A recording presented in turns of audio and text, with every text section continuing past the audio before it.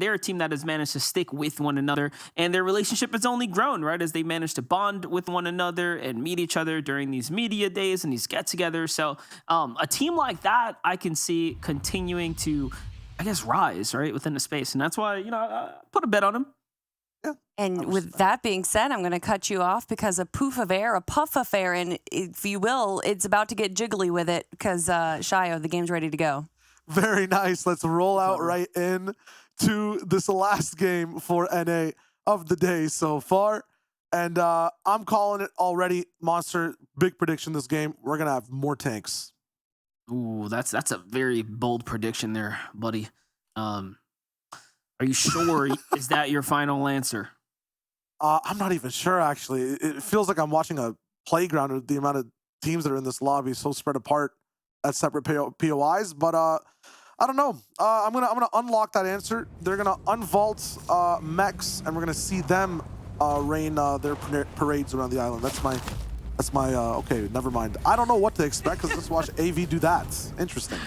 Yeah, were we trying to hype up AV yesterday, man? And he comes in with his greatest play yet. That was just crazy. Running from Chap and Degen, by the way, who are on the it's tactical dropship here. Degen does have this launchpad or the jetpacks to play with. They both have equipped themselves up with it. Oh, it's not looking good. It is not looking good. It's gonna be tough. Degen rattling on that vehicle. This assault rifle, slower fire rate, but a little bit more punch to pack as it moves around. He can jetpack over to the other two chests too. That's the malleability of this item. Very nice. That car is at 1 HP. All right, ends up working out here. Tasker looking to bounce back here. AV as well. So mech hit was good, but these guys are not giving it up just yet. Here comes the extra pressure now. Couple anvils in for a good measure to say, hey, you're not free just yet. We see you. Yeah, they can't just skateboard over to the gas station. You know, they gotta leave town. Hey, leave that for me, okay? Yeah, time to get out of here. No doubt about it. Let's see how Degen and Chat manage to overcome this. Seems like they're just gonna chill, make do with the surrounding area. Go ahead and get to looting. Vert and Cease on the other side, different story. Pookie and SJ, we already know their cover's been blown. All right, people are not giving them the free pass anymore for the heal off that they were trying to attempt last game.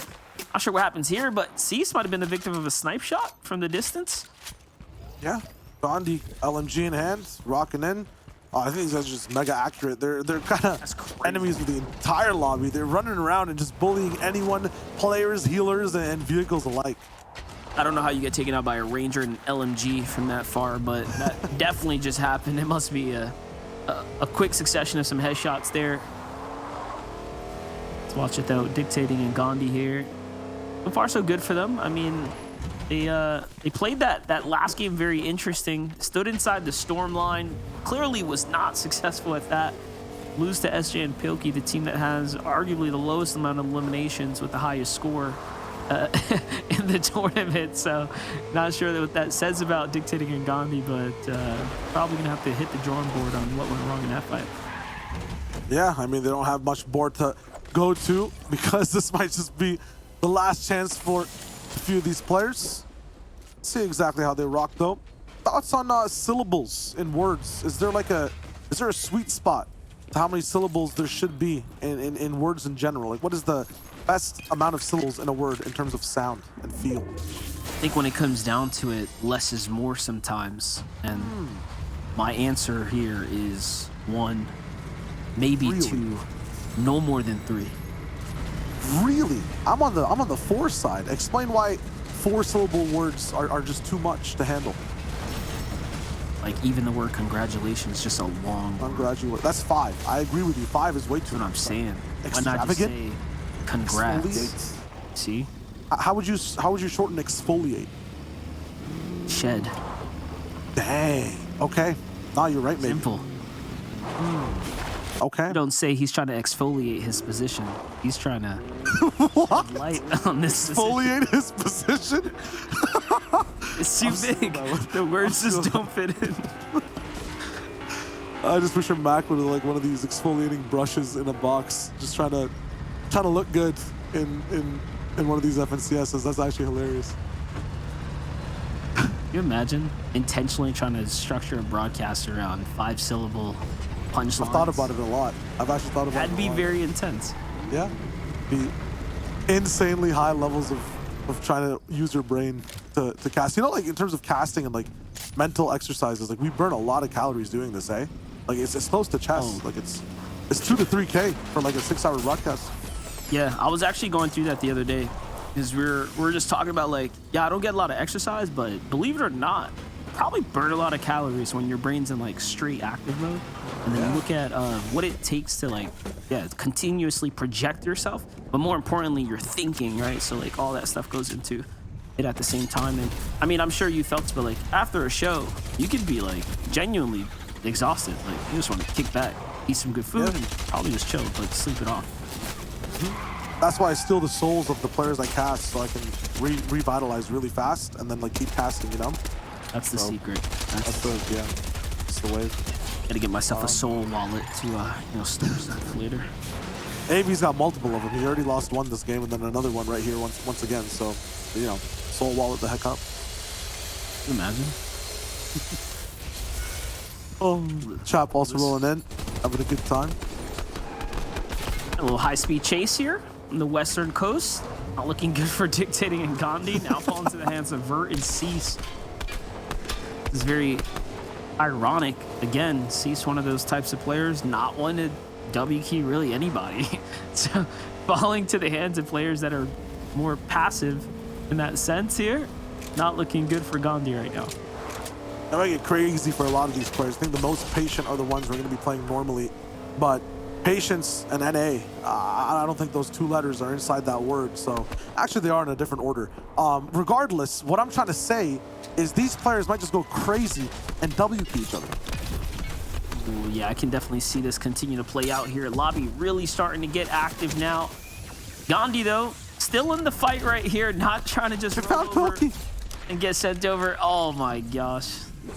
It would have been even better had it been Pilkey who actually took him out here. I was gonna say, was he gonna sit behind there, maybe check out the loot, but nope. You don't want no part of that.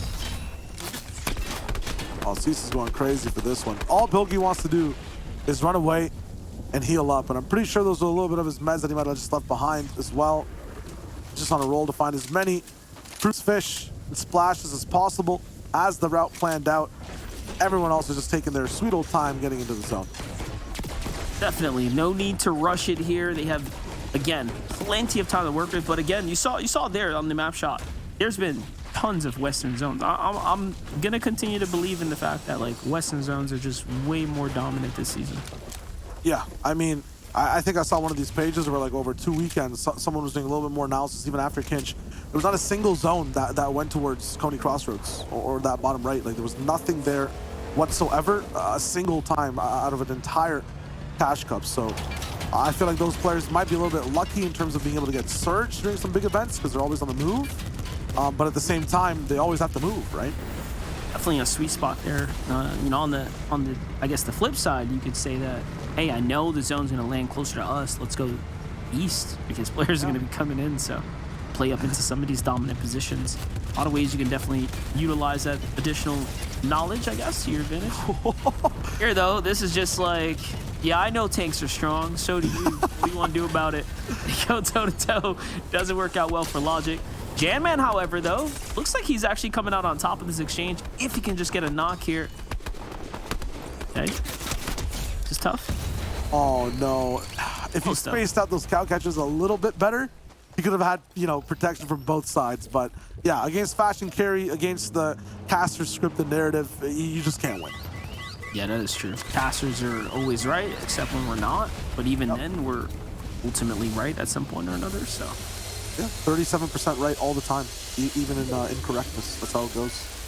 37% correct always. Yep. That works. I hope so. You can actually use those webs to jump cars. I didn't even know that. That's crazy. Was that what he did? He drove into a web and hit got a speed boost off of it? Yeah, he had like a cow catcher on the battle bus too. That is one of the most destructive things in the game, and it's not going to break the web. It'll just push the car out in front. That's actually wild. It's long range action right now from threats. Couple tags here.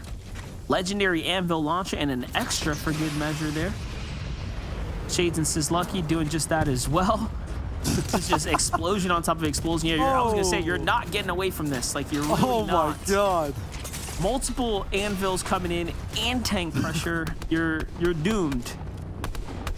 This is so tough. Shades also bullied, beamed down. Punisher and Zemi, with less players, they become even stronger. Vehicles have been the bane of their existence, but with none of them basically rolling around on the map, they just get to shoot whoever they want.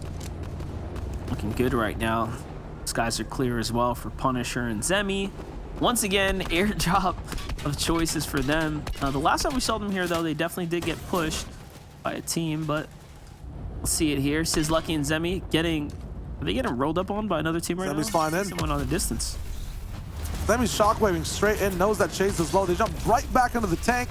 He's gonna shockwave up, get very close and comfortable with it. Seat switches, tanks up into the sky. Shades stays down below, though. That's trouble, and now they're really just there, up in the air for Punisher to shoot down. Shades knocked. What a way to get people off a tank.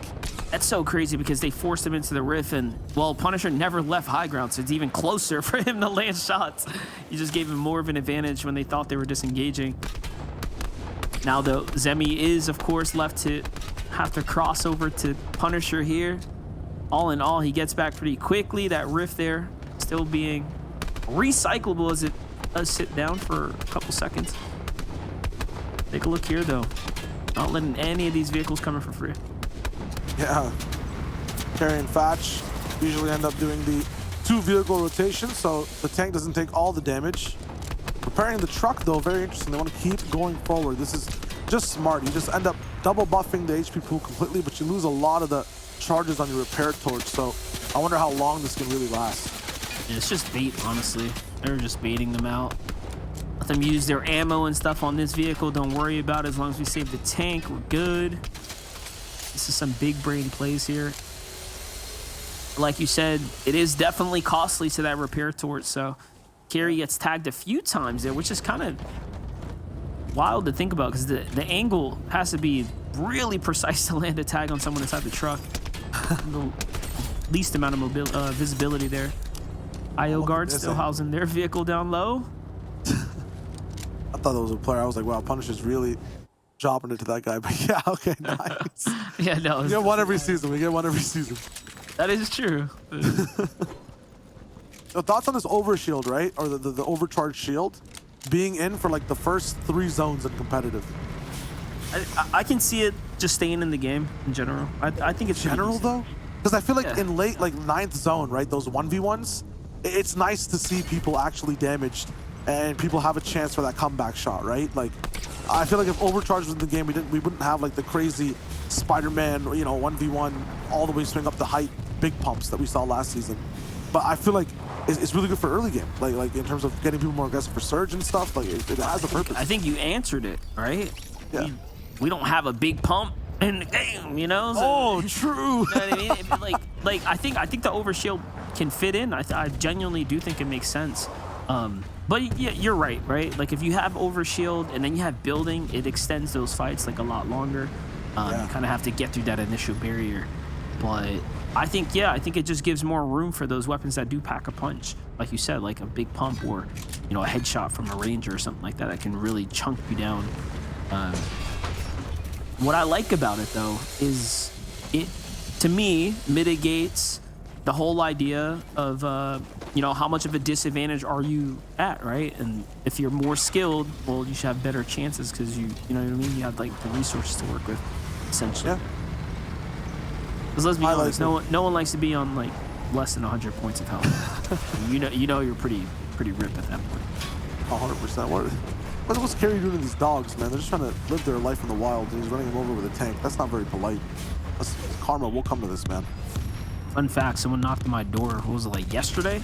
And there was like a big Rottweiler, apparently, on our driveway, and they were like, hey, is this your dog? And he was like the friendliest big dog ever, and I'm like, no. Like, that is not my animal. What the dog doing? Yeah, she just put the dog in her back seat, and I guess she went on to post it on Facebook and stuff, trying to see if they could find the owners. But yeah, such a friendly big animal just randomly ended up on my driveway.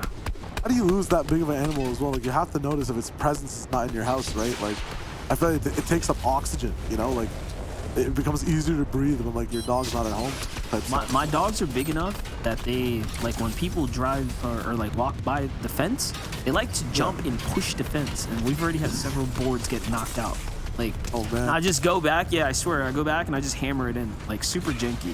But it's a couple sections on my fence. I'm probably about due for some new planks. This man is repairing the builds, essentially. Quite literally. Yeah, I have a little rat dog, so I never have that problem. He's just very noisy. Pomeranian, so you know how it goes. Yeah, I don't want one of those. It's probably nice and all, but I like my literally big a dogs. rat. It's actually a rat, so I respect it. I did, however, have, like, where I live, there's a crazy gust of wind that comes through the backyard, and there was this one time it literally took like a good chunk of the fence, like the fence that's between me and the neighbor, right, that kind of like separates our two properties, and it basically destroyed the wood off the post, like snapped it. Oh wow. I don't know how, but that's how much wind comes from that angle, so you can imagine how much, like, how windy it must have been all night for it to snap over these really thick wooden posts. Yeah. Oh, you got really like cool. It's really cool. Airbender somewhere in Texas. I love it though. Love it though. You go in my backyard, bro. It's super windy. It's like we literally live like on this perfect corner cul-de-sac that's got the wind draft coming in from the open field across. Do not say too much. Someone's like, huh, open field, gas station here. Yeah, I think I found it, guys. Texas is only so big. This looks like... I see someone skateboarding. That's crazy. Enough description, dude. Could you imagine enough description like that? Like mad general when someone finds your spot. That's what I'm scared of, man. That's what I'm scared of. Gotta keep it, you know, random at times. You gotta lie a bit. Yeah, you know, there's a great statue of, you know, Jonesy somewhere near my place, 2-minute walk away, stuff like that.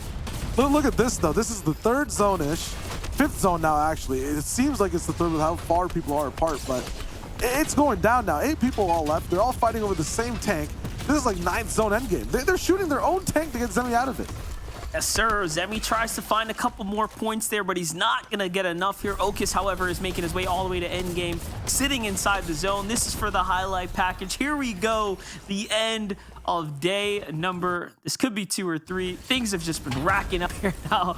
But look at this. We're trying to find a POV. There's not many alive here. 2 teams left in the game. Okus being one of them, playing for the zone heal. This is very cool. The only way he can pull that off is he threw the heal in the air directly, then went for the med kit. Very cool play there. It looks like it is going to work. He goes for a second one as well. I wish they caught the full thing. Have you seen that tech though, Shayo? I have not seen that tech before. This is just crazy from Okus. Never really seen before. Med misting straight up to the next spot. How long will he keep us in this Fortnite limbo heal game in the end? He understands he's not going to be able to survive the entire time.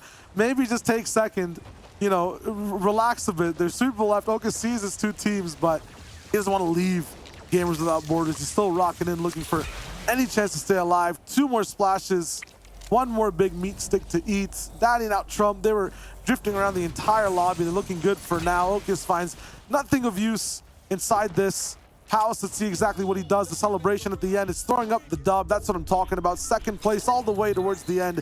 Emote it down. What a good spot today for NA.